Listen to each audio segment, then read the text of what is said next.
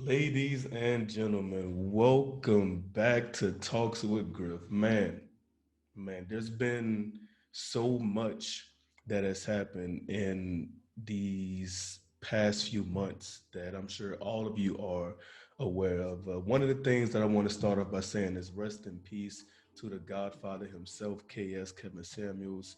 And due to the impact that he's had in my life from this day forward. Any guest that I have on the show, anytime that I do a show, as y'all can see, I got the candle of the evening right here. You get me? Got the Oris Mimosa from the company Rituals. For Man, sure. floral scents. It's woody. It's a very deep woody, and it's violet as well. It's beautiful.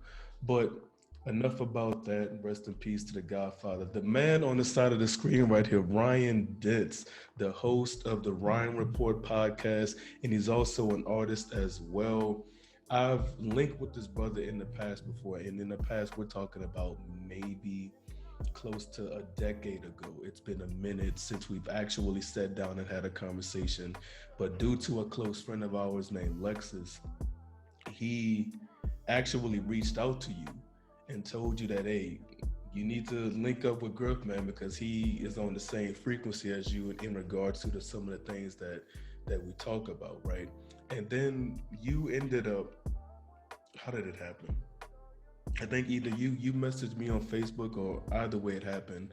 We got to a point that we was like, we need to make this podcast happen. We really do, because after listening to your two-part series on what you've experienced in these past days, I can only imagine the amount of growth and the grounding that you've received as well. So I'll just go ahead on and then let the people know a little bit about who you are. Oh, well, all right, man. Like the brother said, my name is Ryan Lee. I am the host of the Ryan Report podcast. I have a YouTube channel called Unlimited Leeway, where we talk about a bunch of different subjects from spirituality, mental health, psychology, philosophy, theology, whatever might be piquing my interest at the time. Ultimately, with the desire to help people uh, gain a closer, deeper, and more meaningful understanding of God and the world around us. You know, because there, as we can all agree, there's a meaning crisis that I feel like society at large, but our generation definitely is suffering from. And I just feel with the things that I've been through and the things that I've learned, I would just like to kind of help lead a conversation that helps people to understand how they can maneuver through some of these situations in a better way. So for the most part, that's pretty much me right there, man. Thank you, man. And so when you say you want to lead people through some of these the questions that they have within their own journey, things that they're experiencing at this point in time, how have you gone about doing that, and what have you done recently to aid somebody on their journey? How have I gone about? Well, say that one more time. Say the question one more time. How have you gone about leading other people to getting to a more peaceful place within themselves? And is there anything that you've done recently with someone to help them get to that place? Well, well, in my journey, I've come to the understanding that it's all about building a relationship with the Creator, and and I feel personally from my observation that the a lot of the lack of peace and the depression that runs rampant within our society, I feel personally has a lot to do with the fragment of our society, the fragment of our ideologies, and the mass individualism that we all have. And I've come to the understanding that I believe that something that can definitely help lead people out of these existential crises and lead them to a more genuine and peaceful mind state and understanding of the world is to help them to realize that it's a worship situation, and it's about focusing our attention on the highest possible ideal and and um, and placing ourselves at a place of subservience to it, and remembering what those ideals are, remembering to place ourselves under and looking upwards towards the highest ideal, as well as walking our daily lives in a way that is in service to that ideal and manifest the attributes of that ideal. And I believe that doing these things kind of helps to straighten the individual out and help them to less chaotic existence as we're all learning and growing and on our journeys. Now, a way that I've kind of helped individuals in my sphere of influence with this is meeting people where they are. Meeting people where they are. Once you come to this realization of, first of all, the sense of self, sense of spirituality, understanding, becoming aware of spirit, and then arming yourself with tools to understand how to maneuver through the world as a living spirit, you can then notice different things in society. You can notice different things in other people, and then you can kind of meet them where they are and ultimately fill in the blanks in little different things that can kind of help them to straighten themselves out and understand what their situation means and how to possibly lead them out of whatever situation they may be dealing with. So, for example, I have a friend of mine who for, without going into too much detail, he was dealing with situation with his girlfriend. He was dealing with, basic situations with dealing with sex and cheating, to put it simply. And this is something that he was dealing with.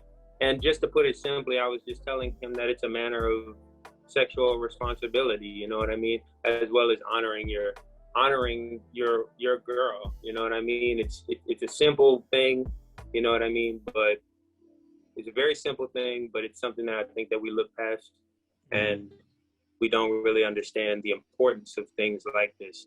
That's just one example. And and another example, I guess, is trying to help teach. I told one of my homies that they need to go back and to look into scripture, and it's helped them to kind of, first of all, gain an appreciation for scripture. You know what I mean? Letting them know that it isn't so much about being a Christian, you know what I mean? Because that, just the simple fact, it's the text that the Christians utilize, it's a turnoff for a lot of people. So by telling him that there are things in this text that help you to understand and navigate yourself through the reality we exist in, and then doing that has led him back to actually entertaining scripture again. And I've seen him kind of straighten out certain different things in his life. I'm not a life coach. I haven't been able, I'm not here to save anyone, but I'm just here to continue on my journey and help people the best way possible. Hopefully that answers your question. Yes, it did. And one of the things that you said that's really important is that we're all on the same path. We're just coming from different places within the ocean. So along your path or along on your journey, you're going to meet people that are at, quote unquote, a different phase of their journey than you are. And one of the things that I love about The Matrix, I think it was the third movie, when Neo was trapped in he was in the subway station and he meets a program. And Neo asks the program, he's like, how can a program understand what love is, or how can a program love? And the program responds by saying that I treat my wife and my daughter as gifts from the universe, as gifts from God, and I do my best to honor them as such. And that's something that hit me recently on my journey as well, is that it's not our responsibility to try and force someone's metamorphosis when we meet them. It's important that we appreciate who they are fully in that moment, because they may stay with us for a little bit, they may stay with us for a long while. But the important part of meeting them is that whenever we do part ways, if we do part ways, they get what they were supposed to get out of it. It's not about us being the person that says, "Hey, because of me, you're at said level in your journey now." It's like that's not how it works. It's because then you truly can't appreciate and love who is there before you. And I made a quote that said that if you aren't able to fully appreciate and love who the Most High has presented in front of you at that point in time, then you're not you don't understand the assignment, more or less. I can't Yeah, remember exactly what the quote is, but it's not about trying to force feed them as much as it is about walking alongside them. right, right. And I agree. It's all from my perspective. It's all about kind of teaching people, retaining the knowledge that you've gained and your experiences and your education, and Mm-hmm. then firstly, you have to have a genuine desire to help people. You know Mm-hmm. what I mean? So that when you actually see somebody that whether they are asking, if somebody actually comes to you and asks you for help because they see you kind of manifesting a certain peace or whatever it may be, then you actually do want to help them, and then kind of meeting them where they are and then telling them what you possibly can. And it's about telling them things in a way that meets them where they are, that they can remember, so that when they go off in their lives, they'll be able to see some of the things that you told them. It could be years down the line, but they're going Mm-hmm. to those things if they're coming from a genuine place, from what I believe, and if there's wisdom in what you say, it's going to manifest itself back in their lives. They'll maybe possibly know how to handle the situation. So that's how I think about it. Yes, yes, and I really had to get out of my ego with that. I remember in the early stages of my journey, because I have that intrinsic drive to help people so much. I don't think that I would get upset that they weren't getting it. I think my ego would get upset because everything that I told this person is like it would go in one ear out the other. And then a week or two down the line, they'd come and tell me that somebody told them the same thing. And I'm just looking like, I told you that. But it's, again, we're seed planters. That's it. Whether it grows or not, it is solely up to them. It is solely up to them. They have to continue to do the shadow work. They have to continue to want to have and maintain a connection with the Most High, so that way they're walking in righteousness to the best of their ability. I myself just purchased a new sword, or my King James version 1611 text. We're talking old back. And the more I read it, the more I get into it, I begin to, everything that's happening in the world today is everything that was already written about. I like to say that it's a spiritual war that's happening. And even though there's all kinds of hands at hand that we cannot see with the physical eye, everybody's feeling it. Yeah, Everybody is feeling it on a certain level. And I think that people are doing their best to get to a sense of peace. But before you can do that, you need to face everything that you've done up until that point. And I think a lot of people are afraid of looking inward because they're afraid of what they're going to see. yeah, yeah. I agree. It's about I had to get to my lowest place. I think that's a quote somewhere where it's like you have to go to hell to get to heaven. You know, Mm-hmm. in your lowest place is where you meet God. It's the mountain, it's the valley. You know what I mean? You meet him at your lowest place, and that's where you gain all of the wisdom that you need. It's shadow work. It's understanding that you're a monster, and then learning how to tame that so that you can. Somebody said Dr. Peterson said it. Mm-hmm. Doesn't believe that the meek will inherit the earth means somebody that's timid or somebody that's harmless is inherits the earth. It's the person that has the sword but that chooses to keep it sheathed. Is Mm-hmm. That's the process of integrating the shadow and understanding that you can be a monster, facing your demons, conquering them, and then moving forward as you know as the upright, well put together individual. So Yes, yes. That the shadow work is not easy.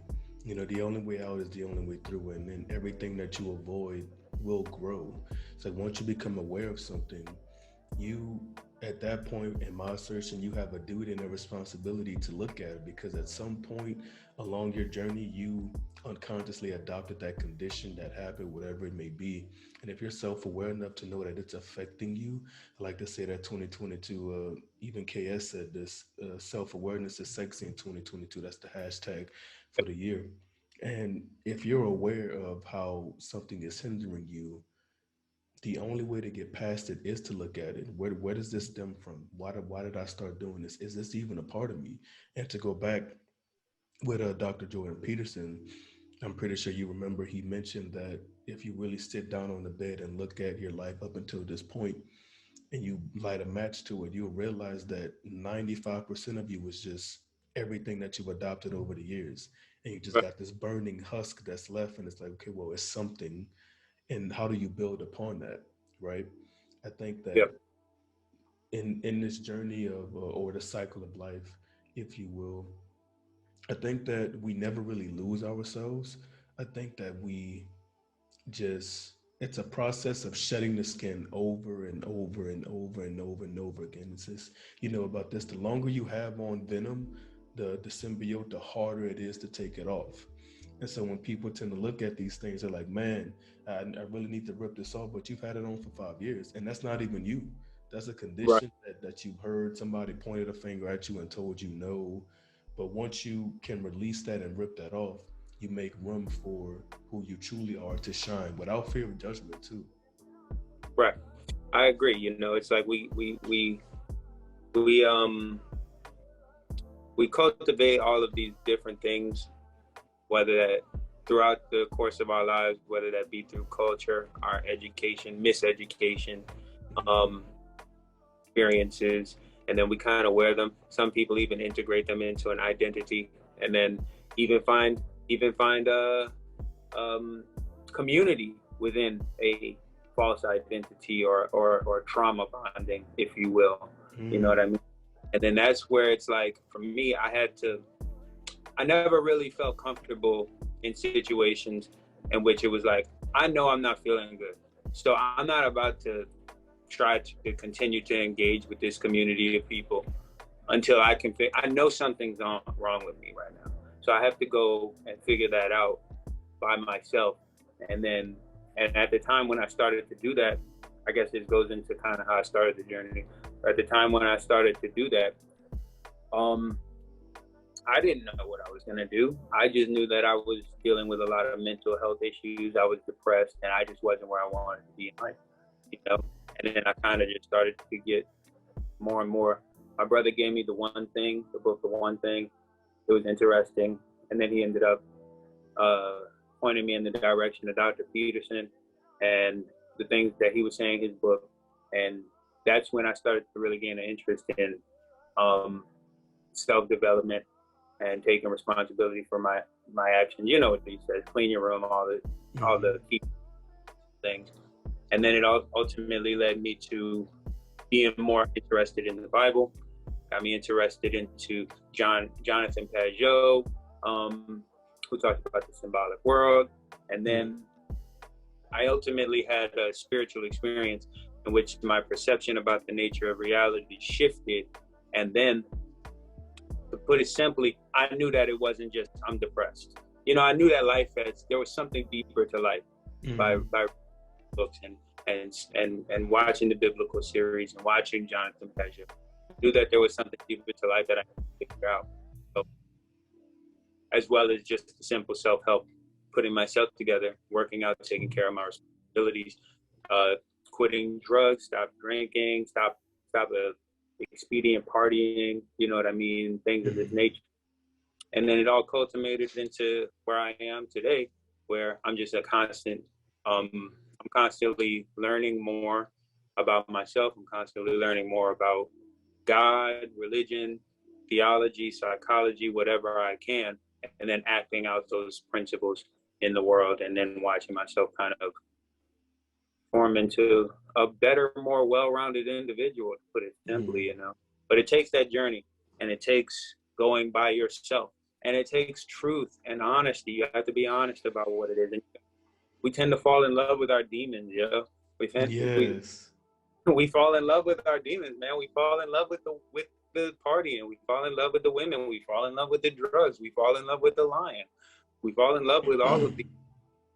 And it takes for you to get low enough to understand that this needs to stop, and then you have to take that journey on your own, burn off the dead wood, and then regrow yourself into something true, genuine, and authentic. So, yeah. Yes, yes, that is extremely well said, and I find it's a concept that I'm still working on. I call it fathering thyself. And the reason why I call it that is because the majority of the children within the black community are in single parent households. And these households are ran mostly by women. So that masculine figure that's needed for development is absent. So as a black boy or a black girl, specifically a black boy, you're really just searching for you innately want that guidance, that discipline, something that can really say, okay, at 15, this is where this stops. Like the Spartans, for an example. Once you reach 9, you go out there, you kill a wolf, you kill a lion, either you come back or you don't come back. And that's what has to happen. And I think the reason why a lot of black men are in these spaces now that we've created for ourselves is because that ritual from boy to man no longer exists. It's not something that exists in the modern age, but what does exist is this teenage phenomena, right? But in our hunter-gatherers days, during the teenage phenomena, if you would call it that back then, you were learning how to be a part of the tribe. You were learning what your role is within being in this tribe. Either you were a part of the men that hunted, either you build the houses, you did something to integrate that masculinity. And as we discussed earlier this week, it's a lack of masculinity that it's the missing piece within society today. And masculinity within itself isn't bad innately. It's not meant for that. It's guidance, it's direction, it's stoicism, it's wisdom.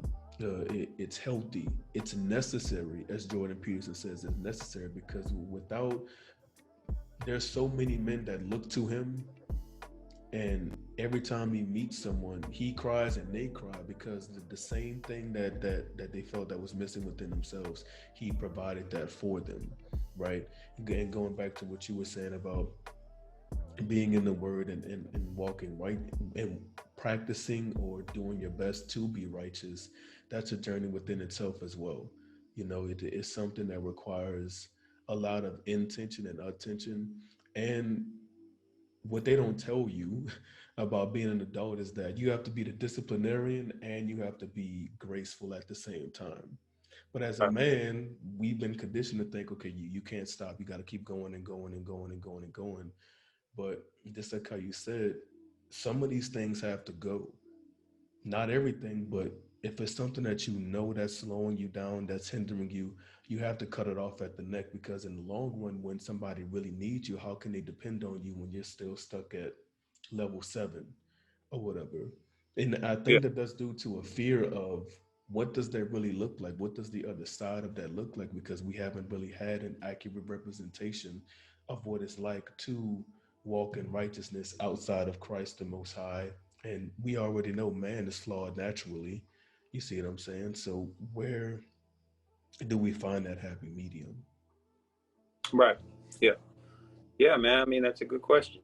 Um, I mean, to go to your earlier point about um the fatherless society, man.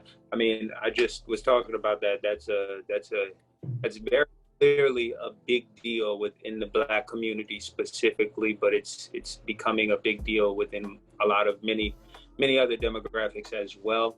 And just the simple lack of masculinity and the lack of respect for masculinity in our society has gone completely out of pocket. It's completely out of pocket at this point.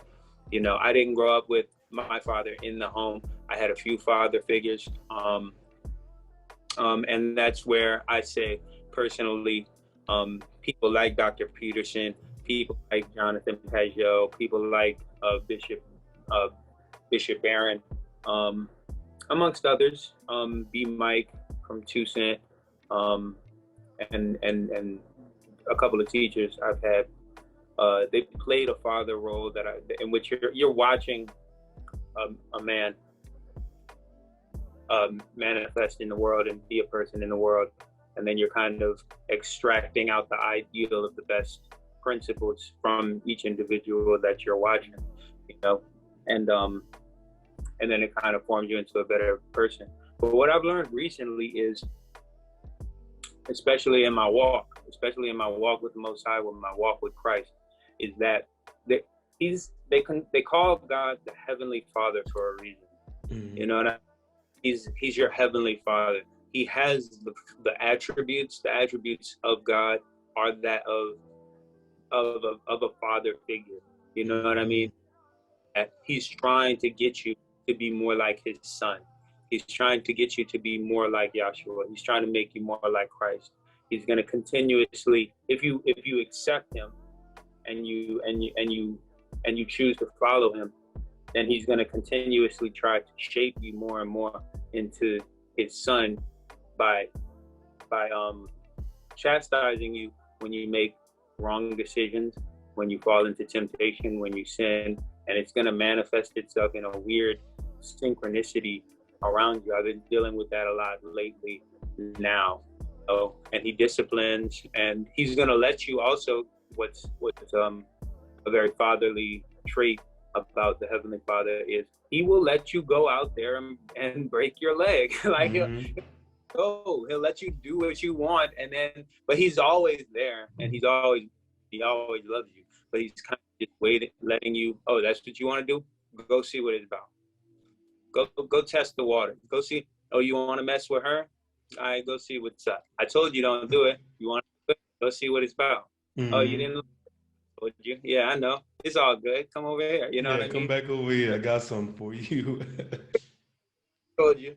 Oh, you about to mess up again? Go try it. You know, so and that's a very fatherly trait, you know, and I feel that's conversations like this, it's happening, yo. It's happening right now. We're having these conversations. It's like people are recognizing it, and people are choosing to answer the call of becoming more in men in general are answering the call that they need to straighten themselves out and become men.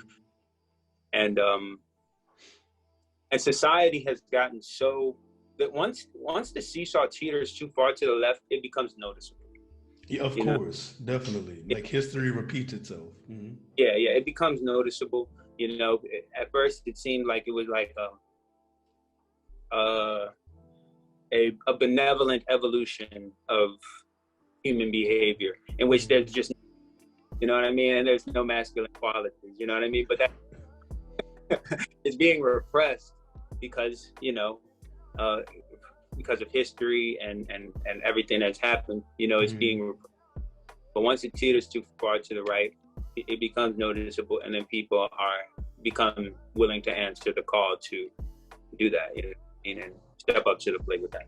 So. Yes, you hit the nail on the head with that one. It's like we can clearly see that it's too much in one direction, and not only is it too much in one direction, it's so much in that direction that at that point they're just trying to eradicate that side completely, and that's just not how things work. You won't be able to get to, and you see it in podcasts, you see it in people having different conversations, you see it in what is shown mostly on social media, and at this point you're just looking and you're like, man, whoever's writing the script, I'm gonna need you to do better, because right now this ain't it. Ain't it. It's not aiding society in the way that it needs. So I also think that technology is a part of that as well, but it just seems like a man being in his natural essence is now it's wrong. It's automatically wrong. That doesn't make sense to me. And just listening to some of the things that men and women say, as it pertains to masculinity. I'm like, Yeah. I mean, where did y'all get this from? yeah. And one thing that I watched recently, I'm gonna send you some of his stuff afterwards. Jonathan Pageau. He talks about the symbolic world. He's an iconographer. He's of the Orthodox Christian tradition, but he's Mm-hmm. symbolic world, basically how symbolism happens, and through propaganda, through experiences, through nature, Mm-hmm. and it shows how it manifests itself in the nature of our reality just naturally. You know what I mean? And he does an episode on the repression. He does an episode about feminism and Mm-hmm. just modern day feminism is simply just kind of like an eradication of the genuine feminine. You know what I mean? It's an erasing of the divine feminine itself. Mm-hmm. Talks about how in propaganda nowadays, movies and this, you'll see women, and this is how Rosie the Riveter. You know what I mean? They're women that are tough. They're women that are taking on the attributes of genuine masculinity, as Mm-hmm. opposed where they're just like a kick ass like chick that can beat up everybody and you didn't know they can do. You know what I mean? Stuff like this. Mm-hmm. Like, taking on masculine traits in and disposing of the divine feminine traits. And he talks about how as opposed like there'll be a woman that'll she beats everybody up. She's not a damsel in distress. She doesn't and stuff like this. And they're forming that as opposed to a person like, I forgot the lady's name, but the woman on, he used her as an example, the woman from Lord of the Rings, the original Lord of the Rings, how Mm-hmm. she has a natural, she is a representation of the divine feminine, which kind of gets even those types of terms, divine feminine and masculine, get Mm-hmm. warped now. We don't have a genuine understanding of what it means, you know what I mean, for the most part. But she's in a good representation of the divine feminine, meaning she's graceful, she's beauty, you know what I mean? She's caring, she's nurturing, you know what I mean? But at the time, she has the ability to switch and then turn on this this this ability to make you self-conscious. You know what I mean? With a simple, you know what I mean? Woman is, they're caring, they are nurturing, they are beauty, they are grace. You know what I mean? But they also have the ability to kind of, they're intuitive, and Naturally, yes. they have the ability to kind of make you straighten up or straighten out your act or get better simply by making you self-conscious with a glare, with a look, with a quick word.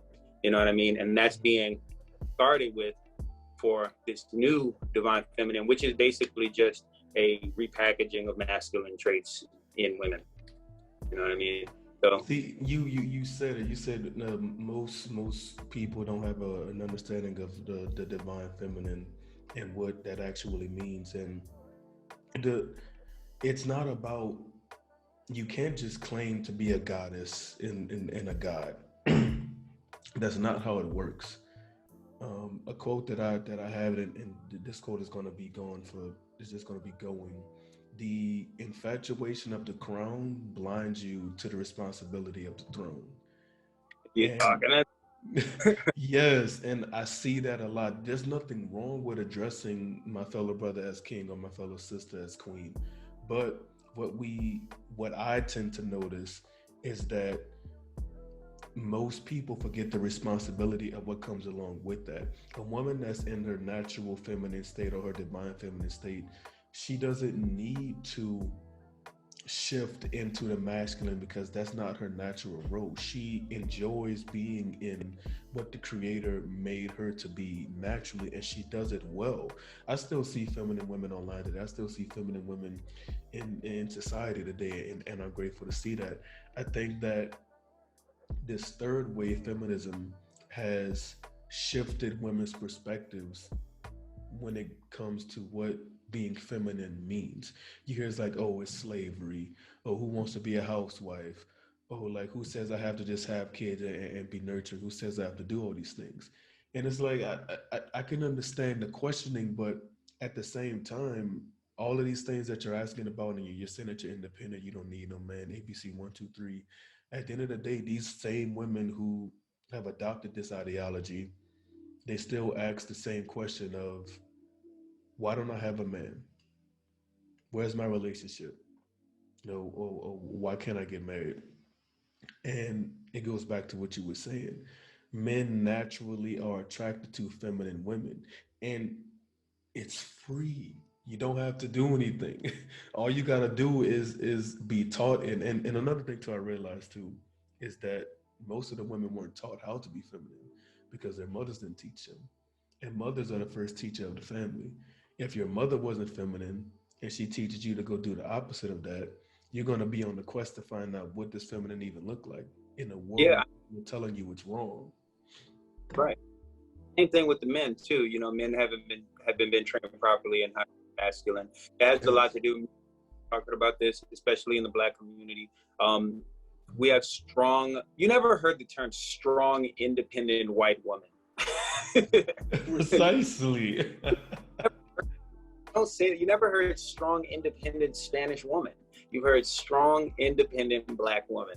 This Yes. is the fact that we've grown up in fatherless homes and they've seen their mothers work, do play both roles and provide and protect and nurture and care and play both roles.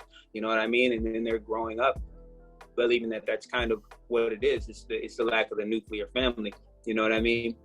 And it's the same thing with men haven't been properly, not to play, one side. It's like men haven't been properly trained to be genuine masculine leaders and Yes. protectors. Yes. Kevin, like with just to talk about Kevin Samuels a bit, it's like when he is laying the dudes too. It's you know what I mean. He kind of started to talk about the women a lot more because he was in the algorithm and he was getting them a lot more views. However, Mm-hmm. he was talking about men too. You know what I mean? There, uh, men have to take the time, myself included. That's the journey. I'm on the journey of becoming a proper, right, upstanding man. You know what I Mm-hmm. mean? Capable of protecting and providing, and understand what it means to protect and provide. Like we Mm. were talking, my masculine, the king. A king serves. Yes. King serves. A dictator rules. A Yes. king, a, and that's where, and it all goes back to Jesus. Jesus is king. You know what I mean? Yeshua is king, and he is a servant. You know Mm-hmm. what I mean? He serves. You go down. They talk about this on Jonathan Major. You go down to become the lowly servant, and then you're exalted. You know what I mean? As the Mm-hmm. king, the people themselves will be exalted. Being a man is about being humble. It's about taking that time. It's about cultivating those attributes to become this individual, and that takes a level of humility and going down, and ultimately being able to be exalted, but with the purpose of helping, providing, and then spreading that to other people in your community and your family. You know what I mean? Yes. So I think that we all have a lot to work to do, men and women, in that regards.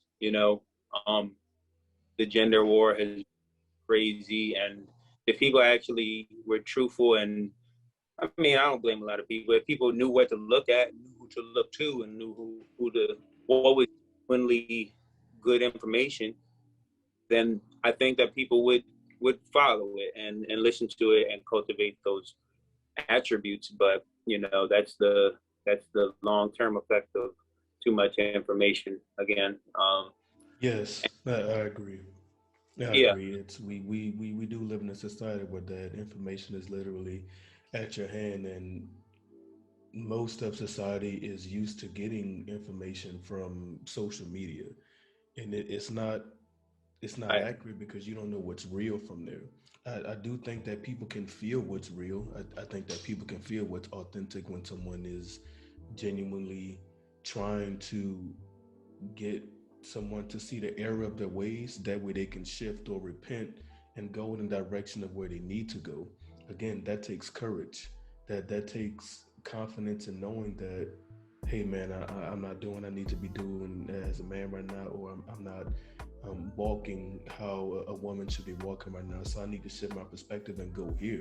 The first way that you fix a problem is by acknowledging that there is one. If you don't see a problem, then you will continue to repeat those patterns. And it gets frustrating because these same people who are in this endless cycle of what they're doing, they have children. And then now you're passing that down to them like that. And we tend to backpedal more. And I think we're in a phase within the Black community where that there's a lot of backpedaling more than there is progression. I think the conversation is being had, as you said earlier, it's being had all over the world, but implementation and getting out into the world and making it happen, being a role model, men and women, so that way people can see what it's like in the most authentic and efficient way. I think that's something that needs to be done more often as well. I agree completely. Yeah, man. Yeah, man. It's there's a lot going on. There's a lot to talk about. I wrote down a couple of little things. I definitely want to the guy from the eternal garden, man. That guy was, when he first came on the podcast, I was like, when he was talking about his notes, man, it's like he talked about, is our generation intentionally ignoring spiritual principles and values and calling it limitation in order to just feed into self-gratification? As soon as he said that, bro, I was running, and who is this guy? Like, yes, that is Brother Foka right there. Mm-hmm. Yeah. I'll let you continue. Go ahead. That was true. I mean, and I'll bring up another point, but what I thought about that was, it's like there are principles that govern our reality. There are, and there's the objective world, and then there's the narrative world. That's the physical versus the spiritual. You know what I mean? There are spirituals in the narrative world that govern our reality, and we have ignored these things, don't know them out of ignorance, or we're ignoring them simply because we want to have our own self. It's that mass individualism. We want to do what we want to do. You know what I mean? And if these rules that help me to straighten myself out go against this thing that I've decided is what I want to do, it's my identity, then I'm not doing it, you know? And then that ultimately causes a frustration in our society spiritually, and then it manifests itself in the physical. Yes. Keeps going and going back into these traditional values, you know what I mean? Wherever you may get them from. We did things for a long time before we got to this new modern age, postmodernism. Instant gratification. I mean, and that stuff worked. that stuff worked, right. And we let it all go, and it worked for a reason. And I think that it's about entertaining them again. Not entertaining is the word, but it's about entertaining these principles, looking into them, and trying to figure out why did they work? Why are they important? And then recultivating them back into our experience. Yes, we definitely need to integrate that. And I see that conversation a lot with Brother Moses. Shout out to Moses the prophet. He speaks strictly from scripture, and anytime he has a conversation about principle. He doesn't debate about feelings, or, you know, because feelings are fleeting, right? He's like strictly about the principle. And to go back to what the question that Brother Folkwa asked, as you heard in the podcast, it is true. People are afraid of walking along that line because, again, it requires consistency. It requires responsibility. That's not an easy thing to do. But when you can just easily pull up your phone and anything that you want is accessible to you at that point in time, the flesh leans more towards that. It's more difficult to sit with yourself and maintain that connection with the Most High on a daily basis, because it's not something that comes easy. And what's going on? Excuse me, ladies and gentlemen. Um, well, where was I at? Maintaining that connection with the Most High and being in alignment with that. He was accurate with that, man. He was right on point with it, because him and I have conversations about this all the time, and we just see it as that, again, going back to knowledge of self. The one thing that people are seeking the most, they just run away from it. They, as it says in the scripture, the kingdom of, how does it go? Excuse me, Salakia. The kingdom of heaven is within you. You don't have to go anywhere else for it. But again, that's a process. It's not just, okay, I sat and talked to the Most High, now I'm good. No. Why? Because faith without works is dead. And it takes work to remove everything that you've done over the years. It takes work to have your spirit truly, in a genuine fashion, walk righteously. I just don't, I think that this generation tends to be more fixated on how they feel versus what the principle of it is. People like to argue the definition of is. And it's like, bro, I'm not telling you what I know or what I feel. I'm telling you what it is. I'm telling you exactly what you need to know, what I need to know, what John around the corner needs to know, based on this right here. There's no debating this. It's word for word as you have read it. Yeah, right.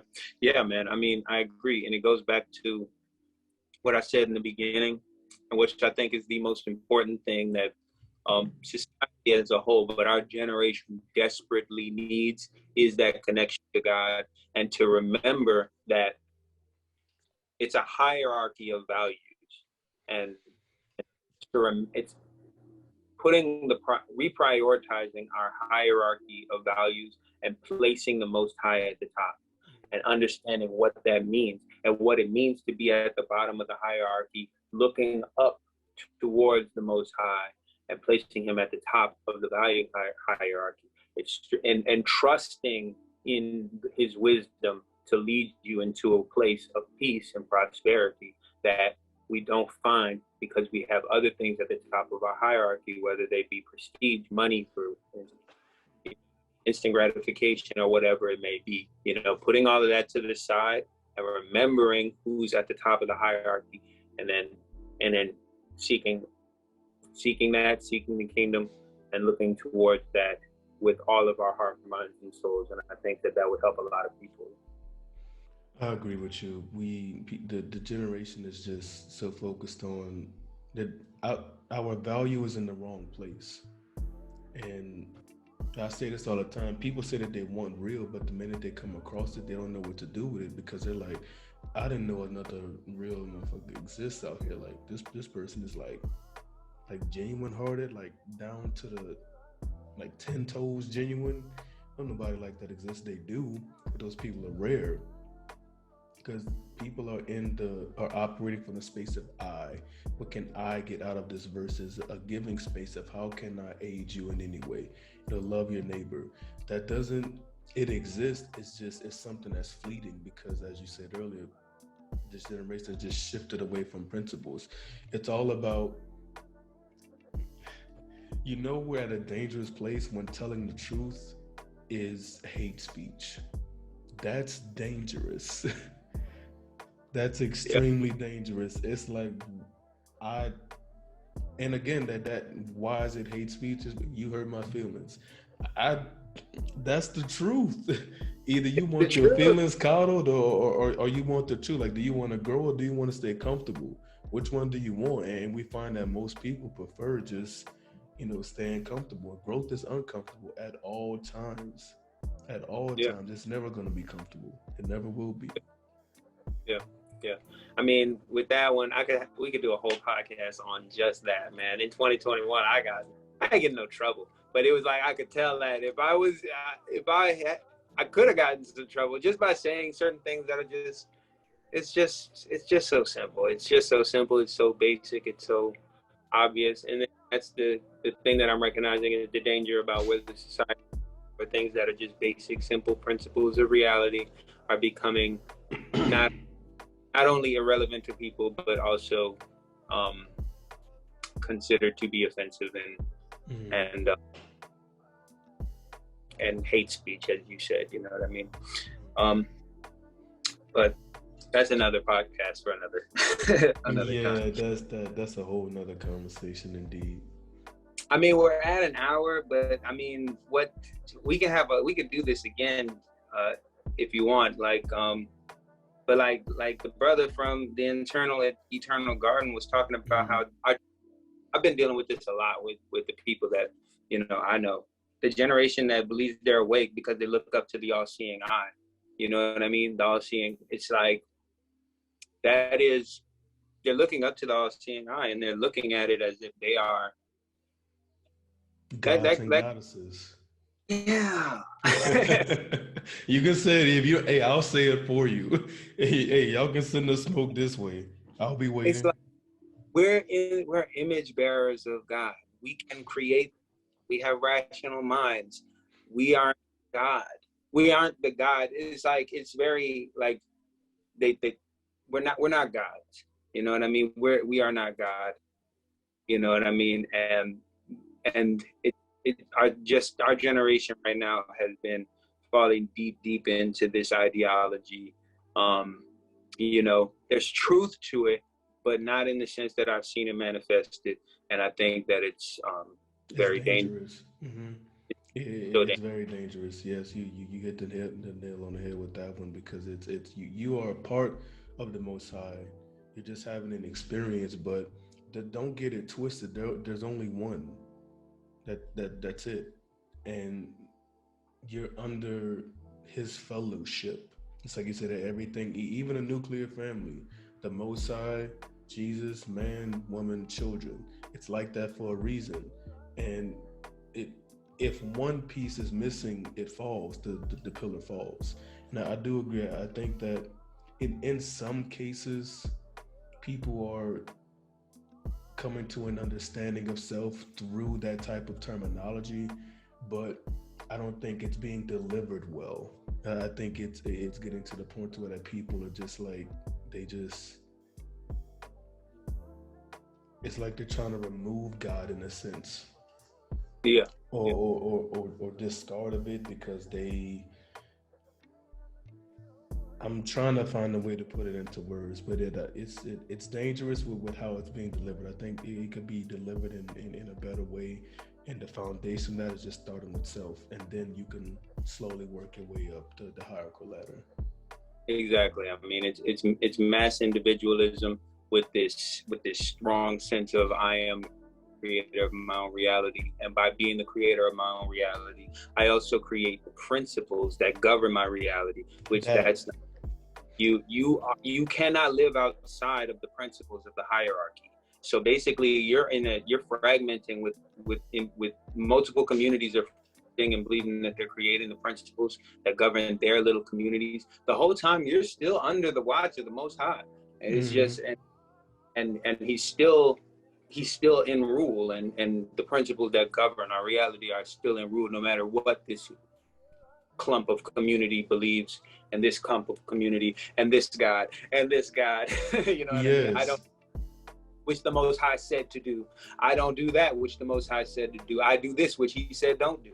You know what I mean? It's principles that we have to realize are still at play, and that is the thing that we need to reestablish within our communities and refocus on and reprioritize in order to straighten things out. And it's a long journey, but I think that that's what it is. And conversations like this are great to help start those kind of conversations. yes. I did this. I know we're getting towards the end of it because we've hit an hour, but I'll say this last thing. I've noticed that within communities because I find myself bouncing in and out of communities as well. It's like, okay, well, these people seem somewhat genuine. Let me use my spirit of discernment, if you will, to find out what's going on here. And I'm I observe things naturally. And what I've come to find is that within these small little communities, there's always one person that quote unquote started it, or that's like the end all be all to this little sector. And I just find myself questioning, like, who died and made this motherfucker king? Like, Right. like who? when was he or she anointed God? Like I'm trying to understand. You know, it doesn't, it just didn't sit right with me. And the entire time I spent the sermon, it's like you need to watch out for the shit. The same people that say that they love you and that you welcome in, if you don't move according to their, aka man's way of thinking, they remove you out of the tribe. It's like y'all boys is slick with the marketing. I'll give you that. You really good with the marketing, but on the outside looking in, man, or being on the inside, y'all got some work to do. You got some work to Yeah, do. and that's the inevitability of religion within human behavior. But that's another conversation. That'll take forever. I'll send you some videos on that. But we Yes. definitely soon, man. And this was great, man. I think that this conversation was really tight, man. Anything else that you wanted to ask, or any closing remarks that you want me to put in, or anything like that? Oh, not at all, man. If anything, just let the people know where that they can find you, where that they can get in contact with you, where they can watch the Ryan Report and tune into it. And from there, man, we're gonna have to get Brother Foco on the line as well, because I'm gonna need to connect you two, because you really, really, y'all already are on the same path, and I like it. And he's gonna love it too. Yeah. Well, you can definitely, you guys can find me on Twitter and Instagram at Ryanleedents. It's my regular name.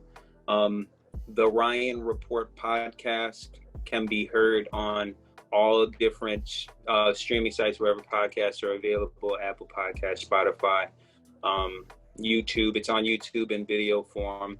The YouTube channel is Unlimited Leeway, no vowels in Unlimited, UNLMTD, I believe. Leeway. Do I'm consistently putting out videos. I'm about to start season 2 of the podcast. Maybe you can come on my podcast and we can do season 2 like that. I Yes, mean, sir. That would be greatly appreciated. Yes, it would be an honor. Yes. yeah. And I do believe that's it. Ryanleedents, and man, that's where you guys can find me, man. I really appreciate you bringing me on, Dorian. This has been great. Yes, sir. Yes, sir. I'm gonna catch y'all later. Griff is out.